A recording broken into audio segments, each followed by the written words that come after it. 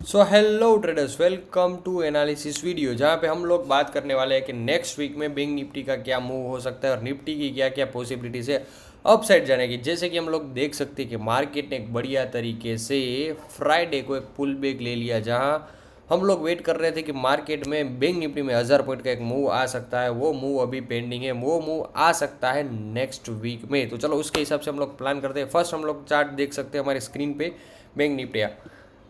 मोटा मोटा मैंने यहाँ पे पूरा एनालिसिस कर दिया है। वन डे टाइम फ्रेम में मैं आपको एक चीज़ समझा दूँ। यहाँ पे मैंने 17 मार्च को टिक किया है। क्यों किया है, आपको दो चीज़ समझाने के लिए। तो फर्स्ट, हम लोगों को यहाँ पे ऑन स्क्रीन एक चीज़ दिख रही है जो हम लोग ट्रीट कर सकते हैं as a head and shoulder pattern. ठीक है, लेकिन मैं यहाँ पे इसको हेड एंड शोल्डर ट्रीट नहीं करूँगा। यहाँ पे हम लोगों को दो चीज़ें सीखनी है। फर्स्ट, यहाँ पे आप लोग देख सकते हैं डबल बॉटम। ठीक है, तो सिमिलरली यहाँ पे भी एक आप लोगों को थर्ड बॉटम दिख रहा है सेम प्राइस पे। यहाँ इसका लो चेक कीजिए 47,898। और अगेन यहाँ पे हम लोग देखिए, यहाँ पे टाइम करेक्शन की जो बात है वो मैं चीज़ आपको सिखा रहा हूँ। 13 जनवरी को लो मार्क हुआ था बैंक निफ्टी में 47,8980 का। ठीक है, 98 का। और 27 जनवरी यानी कि मोटा मोटा कितने दिन का गैप रहा यहाँ पे आप लोग इजीली कैलकुलेटर में डाल के देख लीजिए कि 13 - 27 = 11। 11 दिन के गैप के बाद फिर से एक बॉटम बना। तो अगेन यहाँ पे हम लोग अभी देख सकते हैं कि 3 मार्च को बॉटम एक बना सेम प्राइस पे जो था 47,841। 40-50 पॉइंट का डिफरेंस हम लोग को इग्नोर करना चाहिए बैंक निफ्टी में। लेकिन यहाँ पे अगेन एक बॉटम बनने के लिए आ सकता है और वो रहेगा लास्ट बॉटम मार्केट का। वहाँ से हम लोग को बैंक निफ्टी और सभी इंडेक्स में एक साथ वी शेप रिकवरी देखने को मिल सकती है। डेट कौन सी होगी, वो डेट फिक्स करने के लिए मैं आपको यहाँ पे एक चीज़ समझा दूँ। अभी 14 तारीख को है हमारे यहाँ पे होली, और उसी दिन सेम टाइम पे एस्ट्रो की एक इवेंट है जिसे हम लोग कहते हैं मून ग्रहण, मतलब कि चंद्र ग्रहण बोल सकते हैं हम लोग। और उसके बाद 29 को हो रहा है हमारा इकोक्लिप्स। थोड़ा वर्ड हार्ड हो जाएगा आपको समझने में, पर इजी कर दूं मैं समझाने के लिए कि सन का ग्रहण है, मतलब कि चंद्र ग्रहण के बाद सूर्य ग्रहण है। दोनों इवेंट 1 by 1 हो रही है।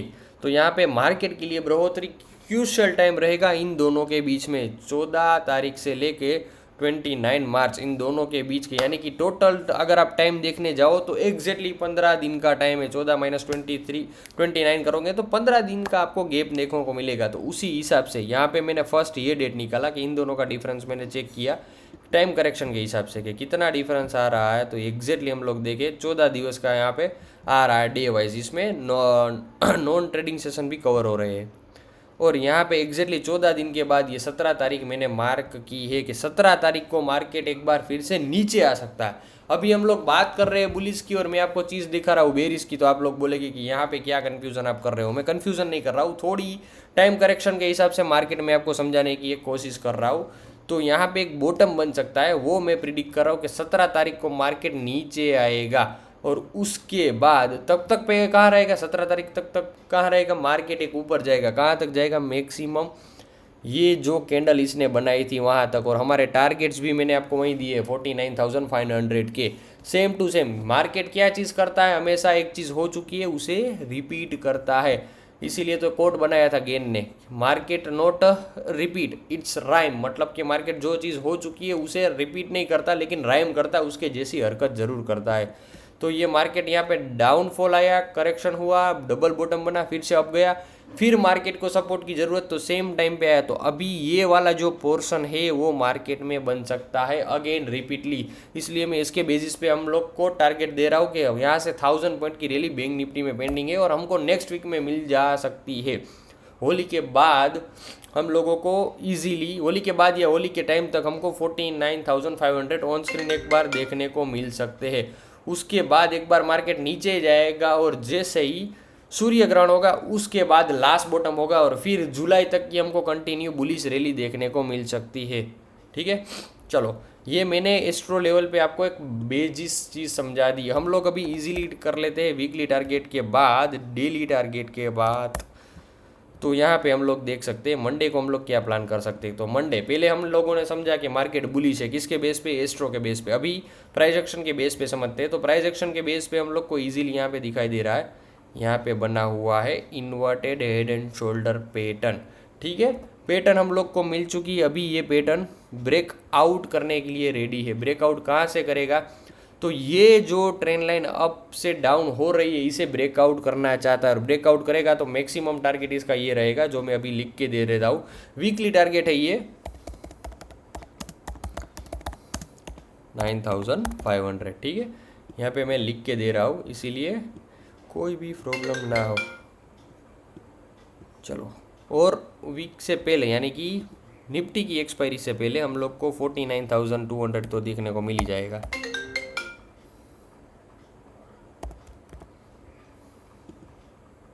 चलो क्लियर।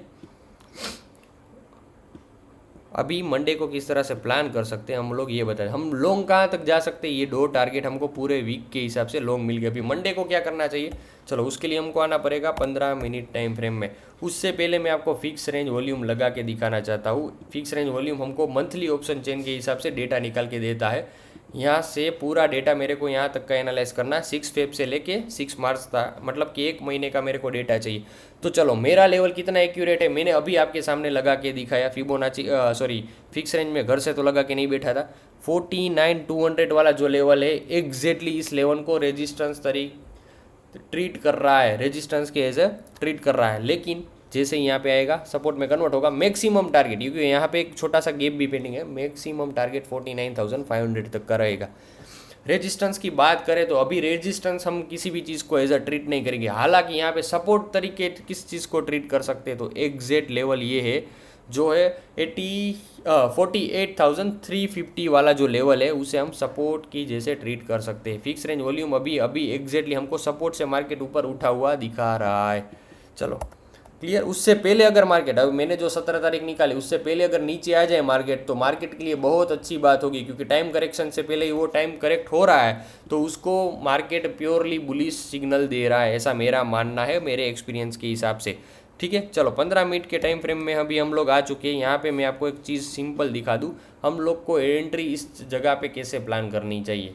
तो बैंक निफ्टी, इसके बाद निफ्टी देखेंगे। ठीक है, तो अभी पहले बैंक निफ्टी में सिंपल एक 15 मिनट का टाइम फ्रेम के हिसाब से हम लोग प्लान कर लेते हैं। सिंपल, जब मार्केट यहाँ पे जो गोल्डन लाइन है उसके ऊपर आ जाए और यहाँ पे हमारा एसएल रह जाएगा, ये पुराना जो मेरा फ्यूचर के रिलेटेड ट्रेड में जो सोच रहा हूँ वो अभी पेंडिंग रखे, इसलिए मैं इसे डिलीट नहीं कर रहा हूँ। सिर्फ और सिर्फ आप इस चीज़ पे फोकस कर लिए, क्योंकि आपको मंडे पे फ्रेश प्लान कैसे करना हो आपको समझ आए। अगेन मैं यहाँ पे बता दूँ, ये सिर्फ मैं मार्केट का ओवरव्यू आपके साथ शेयर कर रहा हूँ। मेरे को बिल्कुल भी इंटरेस्ट नहीं है कि आप कोई यहाँ पे ट्रेड ले और घुस जाए या लॉस करें। मेरा सिर्फ काम ये ही है कि मैं आपको सही चीज़ सही टाइम पे सजेस्ट करूँ। तो मैं सिर्फ सजेस्ट कर रहा हूँ कि मार्केट ये है, क्योंकि मेरे को आपको पढ़ाना अच्छा लगता है। क्लियर। चलो यहाँ पे हम लोग देख सकते हैं 15 मिनट का जैसा ऐसा कैंडल बनेगा 48,700 के ऊपर हमको कंफर्मेशन मिल जाएगा अपसाइड प्लान करने के लिए।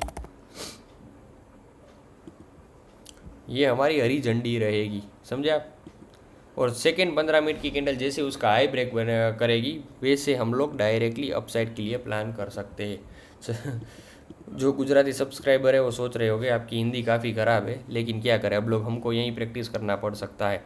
1 आवर के टाइम फ्रेम में अगर हम लोग चेक करें हमारा कोई टारगेट मैच हो रहा है इसके साथ, यहाँ पे एक 49,000 राउंड फिगर वाला टारगेट मैच हो रहा है। चलो अच्छी बात है, ये भी रख लेते हैं। चलो 13 मिनट के हिसाब से तो एक टारगेट हमारा यहीं पे आ जाएगा जो जल्दी आने वाला है, कोई बात नहीं है। चलो सही है। बैंक निफ्टी आपको आई थिंक पूरा समझ आ गया है। निफ्टी की बात कर लेते हैं हम लोग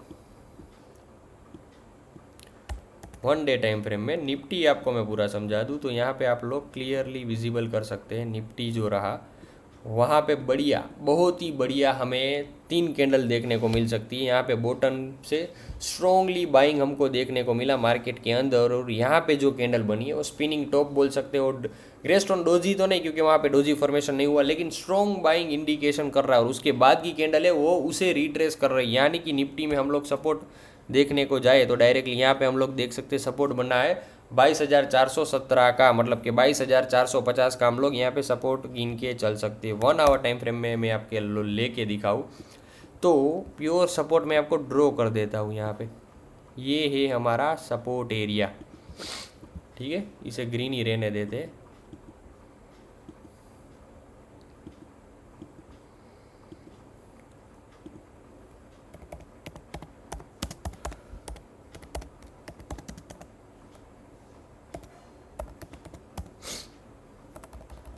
सपोर्ट लिख के रख देते हैं सिर्फ, ठीक है। और यहाँ पे प्लान कैसे करें, simple, market gap up opening दे रहा है तो यहाँ पे वो ऑटोमेटिकली टारगेट हिट कर देगा। तो हम लोग को क्या करना पड़ेगा, 10-15 तक वेट करना पड़ेगा। तो 10-15 कैसे होगा, यहाँ पे 15 मिनट पे मार्केट को ले लो, जैसे यहाँ पे 10-15 हो उसके बाद ट्रेड प्लान करना चाहिए मेरे हिसाब से। कैसे प्लान कर सकते हैं, सिंपल, मैं आपको एक फ्रेश चीज़ ही ड्रॉ करके दिखा देता हूँ। यहाँ पे एसएल रहेगा 200 EMA के नीचे, टारगेट हमारा रहेगा सेम। मार्केट इनके चलिए गया गेप अप, फिर गेप फिल, मतलब कि ऐसे होगा,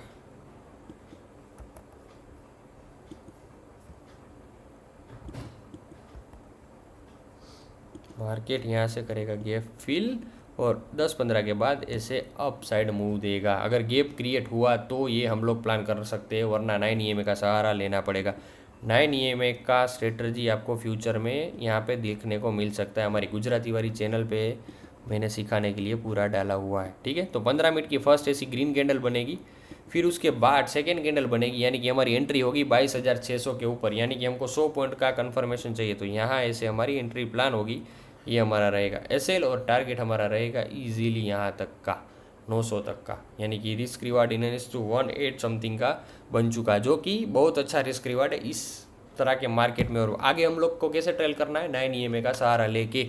अगर आपको पता नहीं है कि 9 EMA का सहारा कैसे ले, मैं ऑन मार्केट आपको ऐसा चार्ट का स्क्रीनशॉट अपलोड कर दूंगा मेरी टेलीग्राम चैनल के नीचे, लिंक है, फॉलो कीजिए और मुझे इंस्टाग्राम पे भी फॉलो करिए। मिलते हैं नेक्स्ट वीडियो में। जय हिंद, जय भारत।